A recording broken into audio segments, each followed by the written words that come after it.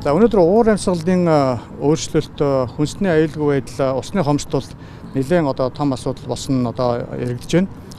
За энэ нь бол Монгол Улсын ерөнхийлөгч хүнсний хангамж аюулгүй байдал үндэсний хөдөлгөөнийг 2022 оны 5 сард зарлан эхлүүлж Монгол Улс уран даяар хүнсний хувьсгалыг эхлүүлээд байгаа.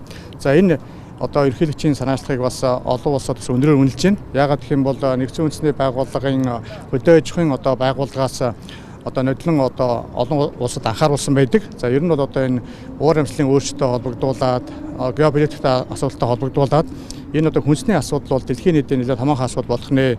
Улс орн бүр энэ асуудал дээр эртхэн анхаарлаа хандуулах ёстой гэж зөвлөжсэн бол Монгол Улсын ерөнхийлөгч санаачлаг гарган хүнсний хангамж аюулгүй байдал буюу хүнсний хувьсгалыг Монгол орн дээр эхлүүлээд явж байна.